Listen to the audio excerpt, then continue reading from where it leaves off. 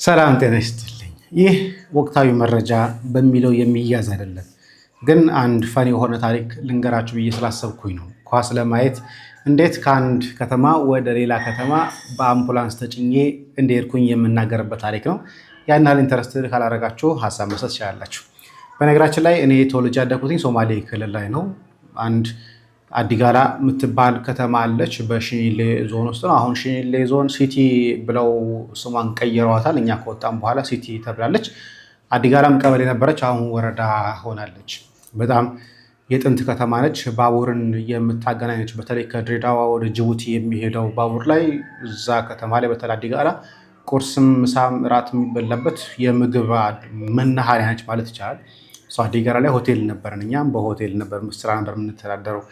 ጥሩ ጾም ያልሆነ ቀን አንድ ፍየልም ሁለት ፍየልም እንጨርስ ነበር። በዛን ጊዜ ላይ ባቡር ጥሩ በነበረ ሰዓት ላይ ሳይቋረጥ በፊት የጅቡቲና የድሬዳዋ በነበረ ሰዓት ላይ ማለት ነው። ስለዚህ እኔ አዲጋላ ነው ተወልጄ ያደግኩትኝ። በአንድ ወቅት ላይ ታዲያ አዲጋላ መብራት የለም፣ በፋኖስ በሻማ ነው ስንኖር የነበረው። ሶማሌ ክልል ስለሆነ አፕሮክሲሜትሊ ከድሬዳዋ በፊት 109 ኪሎ ሜትር ነበር ይመስለኝ ነበረው። አሁን ግን 50 ኪሎ ሜትር አካባቢ ይጠጋል። ይሄ ቀጥታ በባቡር ከሆነ፣ በመኪና ከሆነ ግን በዙሪያ ጥምጥም የሚመጣ ስለነበረ እስከ 170 ኪሎ ሜትር አካባቢ ድረስ ይርቃል ከድሬዳዋ ማለት ነው።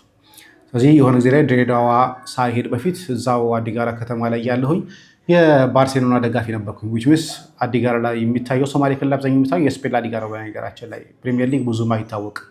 የባርሴሎና ደጋፊ ነበርኩኝ። በ15 ዓመቴ ወደ 9ኛ ክፍል ስዘዋወር ድሬዳዋ ገብቼ ነበር። ድሬዳዋ ደግሞ የስፔን ላሊጋ ጨዋታ ብዙም አልነበረም የነበርኩበት ሰፈር ላይ። ስለዚህ የዛን ጊዜ ፕሪሚየር ሊግ ስጀምር ማንቸስተር ደጋፊ ሆንኩኝ።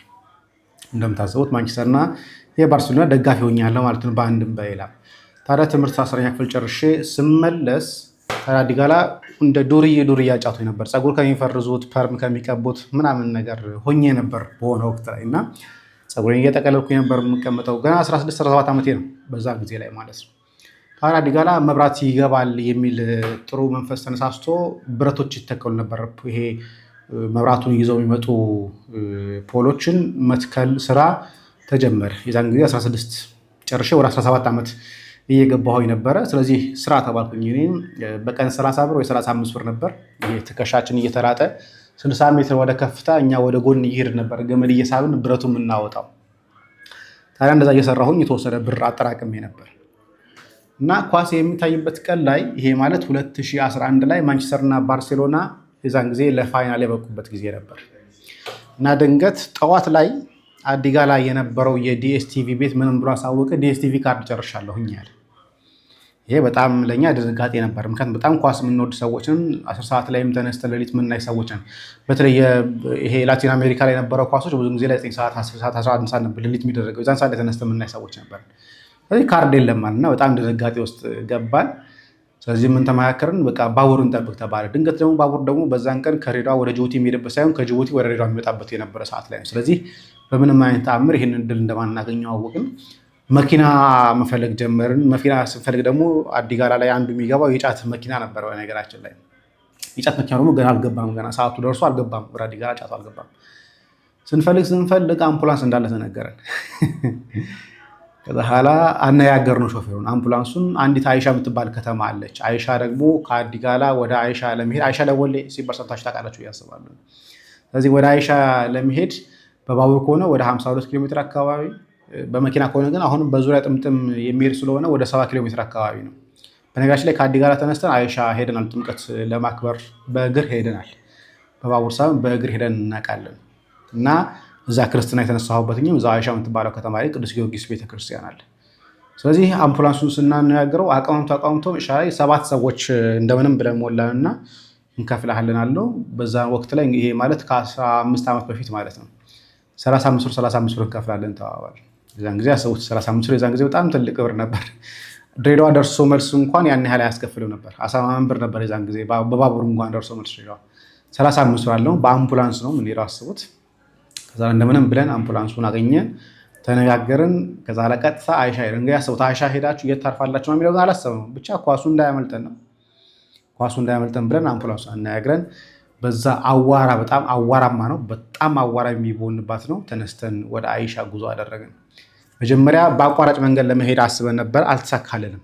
መለሰን፣ ተራሮች ሲመልሱን ድጋሚ ተመለሰን በተለመደው በኩል ሄድን። አይሻ ስንደርስ አመሻሹ ላይ ነበር የገባ ነው እና የምናርፍበት ቤት አልነበረም። ድንገት ቅዱስ ጊዮርጊስ ቤተክርስቲያን ለመሳለም ስንሄድ ማቃቸው ልጆች አገኘሁኝ።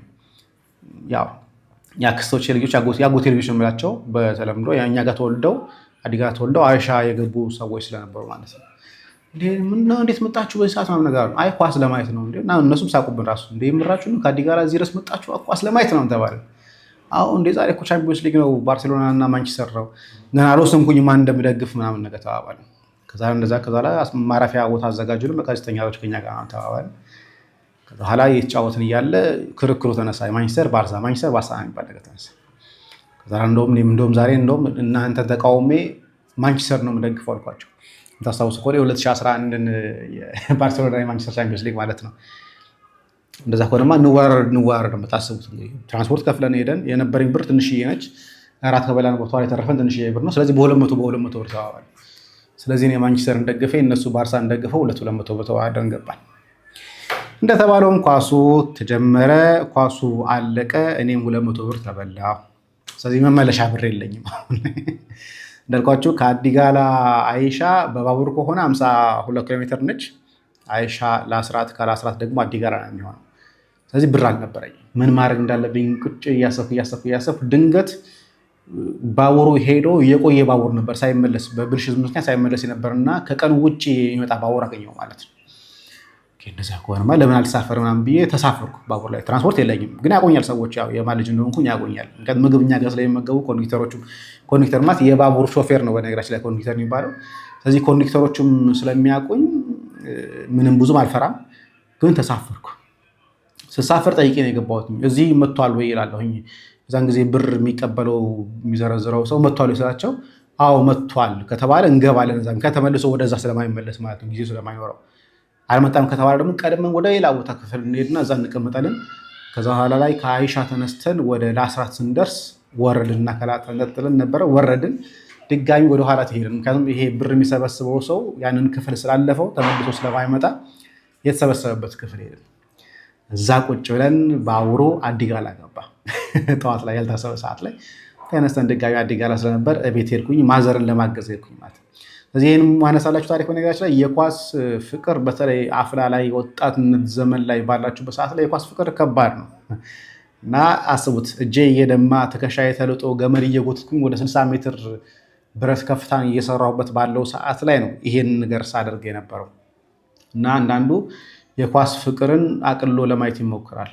ሰው እጁ እየደማ እንኳን በነገራችን ላይ ኳስን ከመደገፍ ወደ ኋላ አይልም እና አንዳንድ ሰው በእርግጥ ነው ያለንበት ሁኔታ ያለችበት ሀገሪቷ ሁኔታ ላይ ይሄን ነገር ሰፖርት ያደርጋሉ ላይ የሚያደርግበት ሁኔታ ላይ አይደለም እና አላችኋለሁ። በጣም የዴስ ቲቪ ካርድ በማለቁ ምክንያት ነው ይሄ ሁሉ የሆነው። በነገራችን ላይ የዴስ ቲቪ ካርድ በዛን ጊዜ ላይ ከኢትዮጵያ አይደለም የሚመጣው ከሶማሊያ ሀርጌሳ ነበር የሚመጣ የነበረው። ምክንያቱም አዲጋላ አንዱ የምትታወቅበት የኮንትሮባንድ መናኸሪያ ነበረች። በተለይ ከሀርጌሳ ከሶማሊላንድ የሚመጡ እቃዎች አዲጋላ ነው የሚረገፉት። ከአዲጋላ ነው ወደ ድሬዳዋ በባቡር ተጭነው የሚያልፉት በዛን ጊዜ ላይ ስለነበር ማለት ነው እና አዲጋላ ይሄን የመሰለ ህይወት ነበር ሳሳልፍ የነበረው ለኳስ ፍቅር ብለን ሌሊት 10 ሰዓት ላይ ሌሊት 9 ሰዓት ላይ ሌሊት 11 ሰዓት ላይ እየተነሳን በተለይ የብራዚል አርጀንቲና የሚጫወቱበት ሰዓት ላይ ሌሊት ነበር የሚጫወቱት እኛ በነበረን ሰዓት ላይ በማይበት ሰዓት ላይ እንዳልኳቸው አንዳንዴ ኳስ ሲያድቅም ሌላ ቦታ ተሻግረን ጭምር ለሚሄድ ደርሳል እና የኳስ ፍቅር በተለይ በወጣትነት ዘመናችን ላይ